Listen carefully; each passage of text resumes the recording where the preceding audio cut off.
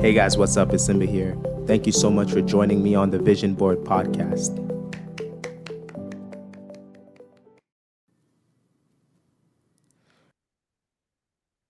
Hey guys, welcome to the Vision Board podcast. And we have a very special guest, Adrian Bobb. How are you doing, sir?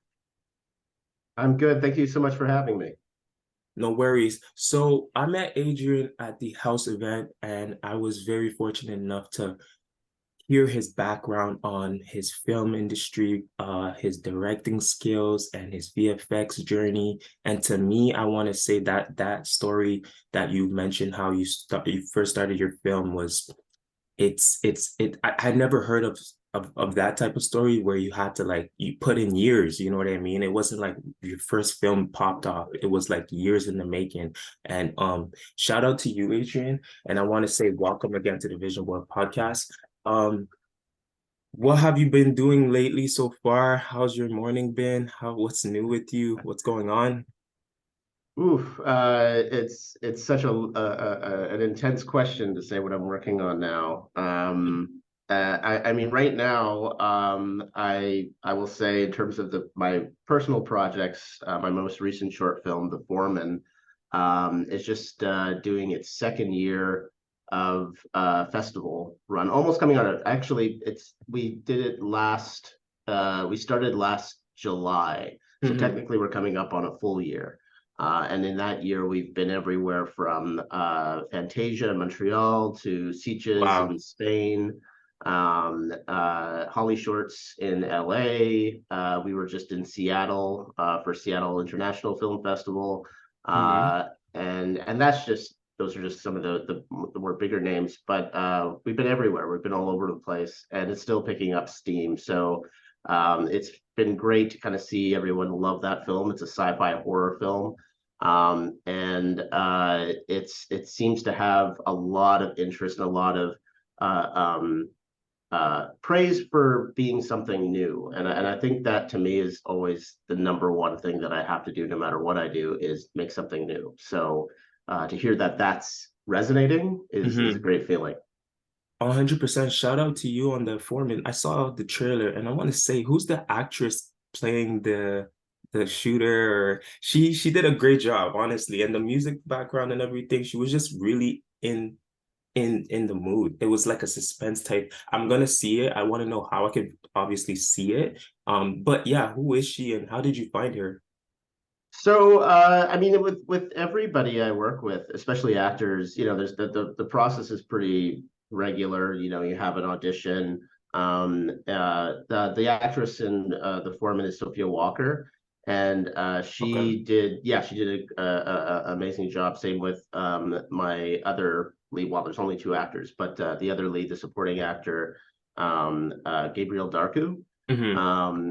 Together, we found them during, I mean, we were in lockdown. It was 2021 when we shot. And yeah, we did it all online. So, you throw the word out, you send it to a few people.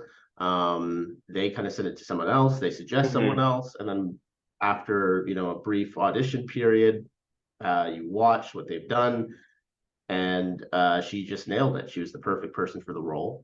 And we did all of our auditionings and meetings back and forth online, so we didn't meet until we were literally on set. Oh wow. So it's which is what something I've never done before. But I also love that it worked out. There wasn't really anything lost. I feel like the conversations we had online were just as helpful Hmm. and informative as they would have been in person. So we didn't really lose anything there. And yeah, she did a fantastic job, and I would love to work with her again. There's right now I can't say too much, but we are kind of Hmm. looking into developing the Foreman as a feature. So that's Wow. one of the many projects at the moment that I'm working on now. And beyond that, there's other shorts that I'm also working on that I'm writing, Hmm. directing. There's two horror series that I'm directing and wrote two episodes for each. And yeah, there's just other features that I want to kind of get off the ground, stuff I'm either writing or in the Yeah. process of talking with other studios about. For sure, Adrian. We know that you're a director, you're a writer, you're a VFX person, and filmmaker. But which like for someone who does not know, like which areas of field of work do you enjoy doing most, and why? I think it's a great question. And I don't know if I can say one thing. I think one of the things I've noticed about myself is that I tend to, I have these certain points of interest, Hmm. writing, directing, drawing, modeling, sculpting, all these sorts of things. I think they're all a part of world building. And I think if I were to Hmm. say one word, it would probably be that. I am a world builder. Nice. I love that. That's something I've always been doing ever since I was a kid. I used to make up my own video game levels, my own characters, my own worlds and stories and all of that sort of thing. And that's always been very natural to me. Yeah. And however I could do, however, whatever I needed to do to achieve that has always just been something that I just need to do. So whether that be something like writing, screenwriting, which is a very particular skill that I had to kind of develop over time. Directing kind of came after that, where it was kind of Hmm. on set and what that's like, which is a very different skill than everything else. VFX, same thing. So I mean, I would say I'm definitely at a natural in terms of visually designing things, Hmm. especially things that need to tell a story in their own right. So whether that be different machines or Hmm. creatures or whatever that is, um, I've done that for other projects. I've done that for other worlds, other properties, IPs. But I love doing that for me the most out of all of that. Whether they are, I've worked on some Marvel projects, I've worked on The Nice. Expanse. Nice. There's a lot of stuff that I've worked on, but it always comes back to the stories that I want to tell Yes. that feels the most important. Wow, I love the word world building. Never heard it before. It does sound like you, and also the EXT.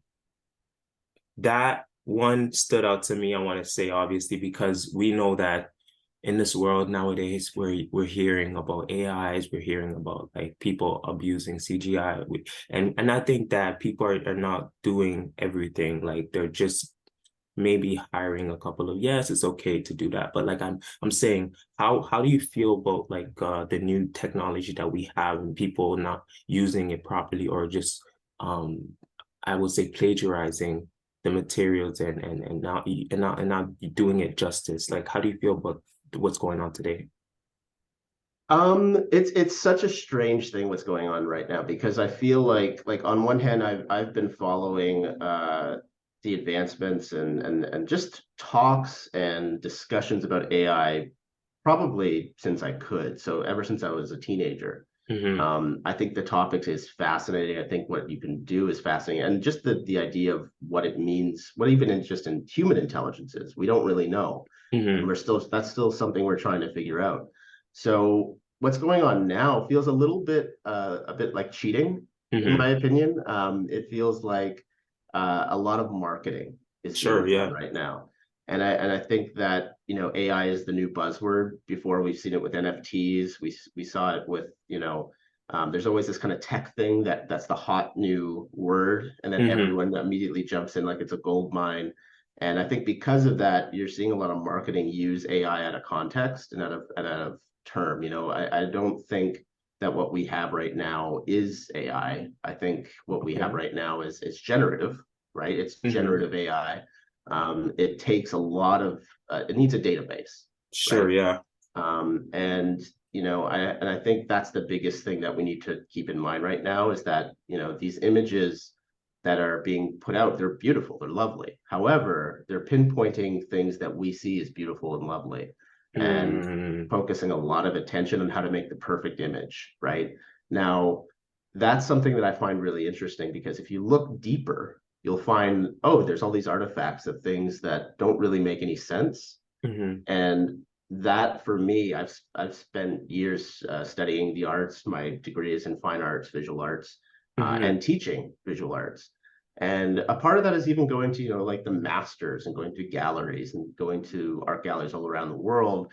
And even then you see like artifacts of what makes paintings human. Like they're not all Yeah. great. In fact, a lot of them are actually, not great at all. Like there's tons of flaws and on all these things. And when you look at it, you still understand, you see the point that they were trying to reach. You see what they were aiming for. Yeah. And you see where they failed because there's things about that failure that's very human. Yeah. But when you look at AI art, you're not really seeing that. You're seeing kind of a accumulation, a Mm, summary of all the artworks in that database. And to me, that's not really art. That's kind of, it's what it is. It's a summary. So with art, the whole point is intention, right? So yeah. you ask an artist, can you do this? Yeah. And they do that. Now with AI art, you don't really just say like, can you do this? You're saying, I want this. And of course it pumps out the thing that's closest to that. Right. That's a huge difference because intention is everything, right? Right. Um, you look at a lot of, and this is also why what we're seeing today is a lot of with generative AI art Mm-hmm. is, Star Wars mixed with Harry Potter, right? Mm-hmm. Now, of Mm-hmm. course, it's going to do well because there's so many images about those things. Yes, exactly. But what happens when you need something new, Ah. right? What happens if it's like, okay, we have this sci-fi story movie, this script, Mm-hmm. this idea. I don't want it to look like anything else. I want something new. Mm-hmm. How do you do that, right? Mm-hmm. Now you have to really start thinking about the outskirts, things that aren't online. That's right. And Exactly. I think we forget just how much isn't online right now. Um, Obviously, like I will say that what my first time getting exposed to AI was the Drake song, Heart on My Sleeve yeah, with The Weeknd. I was like, yeah, what the hell? and No, it's no, this gotta be it's real. good, right? Like it actually Great. sounds good and legit. And I think But like it feels wrong. I as a right, consumer, you know what I mean? And I don't want to ever do that to the artist. And obviously it's not going to be here for a long, long time. Obviously it came and it went, but yeah. come on, like we Well, want this we is where the want Adrian's discussion work. We don't want AI Adrian. Yeah. and I think that's where the discussion is very important because Yeah. context is everything, Yeah. right? Like you go, it's the same within in the art world has dealt with this for years. There's been people that have been able to paint, you know, artwork, famous artworks to the Mhm. T, almost perfectly, to the point where it's indistinguishable from the original. Sure. But until there's, we have art restorer people and people that like examine art and can like figure out the exact timing. There's a reason why that job exists, and that's because context is still important to us. We Mhm. don't want the fake, we want the real, right? Yes. As Yes. long as there's that need from us to want that real product, I Yes. don't think this is going to be as much of a problem as a lot of people are assuming it is. But that's the problem there, is that there needs to be an interest and a focus on making sure that these things are legit. If that's not there, then there's a huge problem because then if you have a million people coming out with their own Mona Lisas, We wouldn't have then jobs. why is it important anymore, right? Like Yeah. so it's I think there what I'm really enjoying now is the conversation we're having that's involving things that are outside of usual art stuff. Like we're getting into politics, we're getting into law. Yeah. We're getting into all these different things that usually, I mean, they were always a part of the art world, but never to this extent. And I Mm. think a part of, and I'll even kind of throw in a little bit of the VFX side of things. I do think that the VFX industry has been suffering for a while. And I think a part of that is that the public doesn't really know what we do. Hmm. And they don't really understand how it works. And Hmm. we don't usually talk about it. So, whenever it's done badly, everyone knows. But whenever it's done well, nobody knows. And that I Wow. think is something that we need to kind of, introduce to say like, it's not somebody just pressing a computer like D for dinosaur and S for spaceship. Like there's a lot of artwork that goes into this. Yeah. I would say, in a lot of cases, stuff that rivals what we would consider sculpture or or modeling in real life. I think what you can Hmm. do with CGI art is incredible. Hmm. It's an amazing tool, and it only is as good as the artist that uses it. Hmm. Um, but the audience doesn't know that. They think that it's very cheap and that it's very quick and that Yeah, it gives you, immediate results. But the truth is, there's not hundreds, thousands of exactly. artists out there that are making that stuff happen. And the problem is that, the industry wants to just pump this out so fast that we're not really using it as a tool anymore. We're using it as a crutch. And I think Uh, that's a major problem. that's 100. I 100% agree with that. And Adrian, I want to know your biggest aha moment in your life so far. I know we talked a lot Ooh. about your upbringing with your films, but we want to know your biggest aha moment. You've had so many moments, Adrian, but Yeah, what yeah. is the biggest aha moment? Hmm. That's a good one. I think I mean maybe because it's just fresh in my mind, I might have to say the moment where I became 100% sure that I wanted to direct. Um, directing is not at all like you know, being an artist or a visual artist, I'll say. Because when you're a visual artist, you're very much alone most of Hmm. the time, or you're in your world, you're listening to music, you're isolated, right? You're kind of in the zone, right? Hmm. Whereas directing on a film set is very public, and it involves communication skills. It involves it's almost the opposite. You're kind of it's about externalizing your vision to other people and Exactly. letting them kind of bring their A game to it. And I've had this a few times, but I think with the foreman, it was the first time where I kind of clicked that it felt not easy, but it felt natural. Ah, okay. And that was something that kind of hit me by surprise. Getting to set, you're always nervous. You're always kind of like making sure all your ducks are in a row. Everything's ready to go. And I love doing that part too. I love the pre-planning, making sure that everything's ready. But Right. once you're on set, there's a little bit of improvisation that has to happen. You have to, oh, this isn't working. Let's jump to this. Let's try this. Oh, we have some time. Why don't we try that? We don't have time. Okay, let's cut this out and move something in. Hmm. There's a lot of pivoting that needs to happen, and I think beforehand I would have thought that there was something a little scary about that, but Hmm. it felt very fun for me. And that was something that kind of clicked as I wasn't expecting that it felt as fun and it felt as natural for me. And I loved the team I worked with.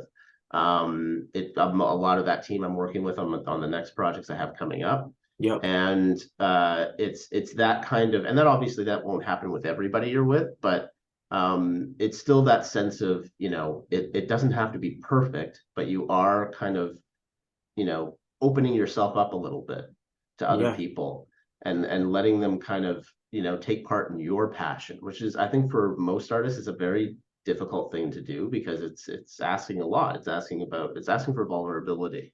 Exactly. um and that's not something that I think in visual arts we do have in terms of our own art, opening ourselves up, but not with people. Exactly. And I think that's what's so powerful about film, and I would say video games, and I would say like anything that requires a large team to work, is that there should be a sharing process. There should be a sense of that kind of allowing other people to come in and kind of do what they do, Yeah. because there's definitely a lot of those skills that I don't have: music, sound, acting. I'm not those things. But when you get people that are those things, Yeah. and they have a love for your project in a way that you don't have when it comes to music and sound, and they're putting their all into that. Yeah. There's something really lovely about that, and I think that to me that was a big aha moment. At least one that for me kind of made me very much in that realm of this is what I need to keep doing. 100%. I want to say you remind me of so much like Director X. I met director at the award show, Legacy Awards, Oh and yeah. I asked him, one question I asked him was like, how do I get involved? How can I be in the room? And he told me that you got to keep creating good content, like, and I will definitely see it if it's great, right? So it's like putting yourself out there, but also doing it very at the level of like the top of the line. It's like how you're gonna get in the room, and once you're in the room, I mean, it's your job to not F it up, I guess. So, but who would you say is your inspiration in terms of like directing? Like who do you look up to? Like Mm, and what work have you been inspired by? right. So I would say, I mean, I'll age myself a little here, but the first films that I kind of really that hit me hard as a kid. I mean, I would definitely say Terminator 2, Okay. which I was way too young to watch, but I did. Hmm. And then and that hit me in a way where I was just so enthralled in the weight of Hmm. what was happening in that movie. Like everything felt so intense and so serious and so like really just heavy thematically. Like it was Hmm. talking about some really serious topics that as a kid I didn't know a movie could do that. And it just kind of it hit me as something that I loved, but I didn't know how or why yet.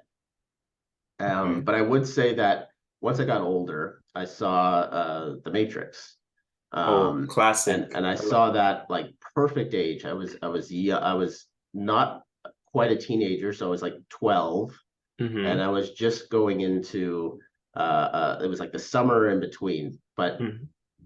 I saw the Matrix literally opening day, and not because it was the Matrix. I didn't really know much about it, but my dad was taking me to the movies, and we're just like, "Oh, what's playing today?" I'm like, "Oh, okay, this movie, The Matrix, came in," and I remember Wow. the theater was kind of empty. Like there wasn't a lot of people that because no one knew what this was going to be, Right. um, and no one was expecting it to be a big hit. So Right. there wasn't a lot of people in. And I just remember leaving that theater and I just was quiet.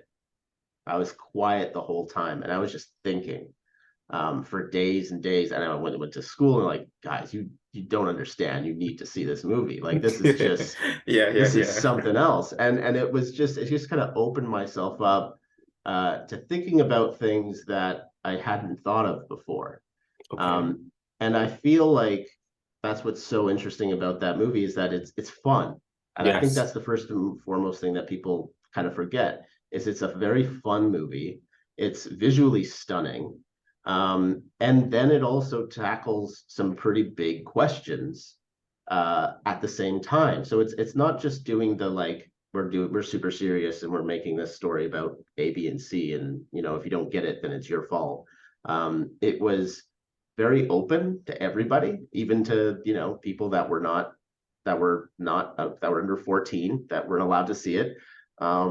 It was fun to everybody, and it was accessible, and it was beautiful, right? Hmm. And I feel like all those things that that movie did made me realize I want to do that.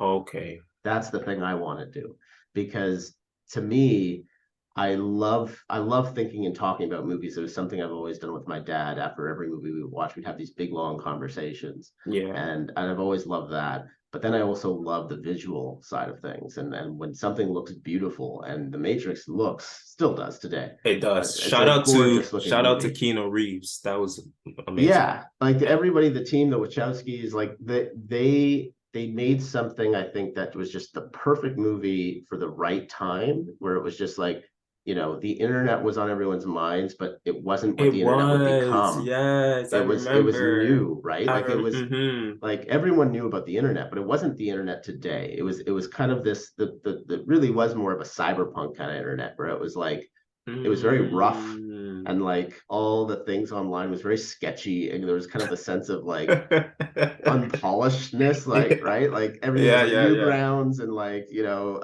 Adobe Flash and like all these like Oh it had a bit of man. a rough quality to it, and it Oh was this man. it was before the corporations kind of came in, right? Like it wasn't Okay. Facebook wasn't around, YouTube wasn't really what YouTube is today. Hmm. um Google wasn't around. It was this kind of thing where the people owned it, Yeah. and because of that, it was like you go into the Matrix and in the real world, and everything's like hordes and Right. like Raggedy. It was like that.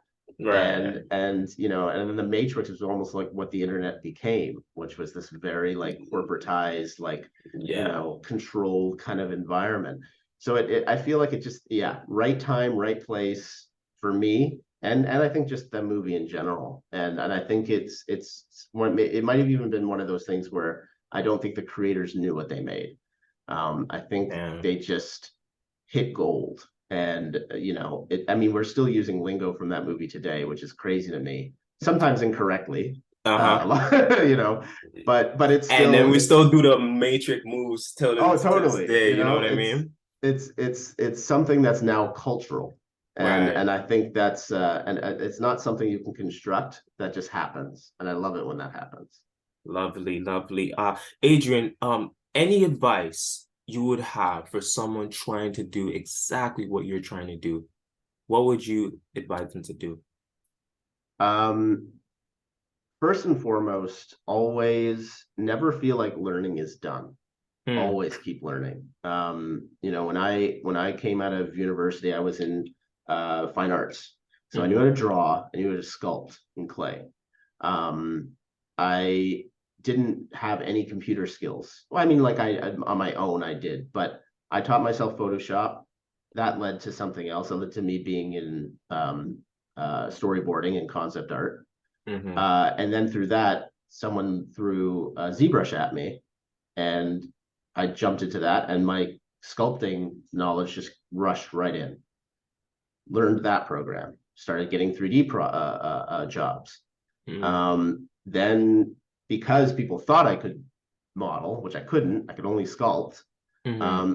I had to figure out how to do Maya, so I kind of taught myself Maya. But by that time, I had friends in the studio that were able to kind of come over and teach me a few things. So that was a huge one, Nice. boost. And so, you know, I think like the old idea of like you finish school, you get a job, the end, Hmm. that's over. I don't think that happens anymore. Um, and for better or for worse, I think that's a good thing, because I think everyone should kind of always reassess where they want to be every so many years. So let's say you got in, you're a concept artist for one of the biggest companies. Let's say, I don't know, Ubisoft. Right.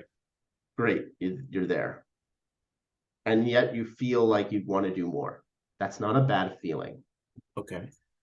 Corporations will probably want you to feel like that is a bad feeling. Like, look, you're fine here. You got everything you want. Why would you want to move?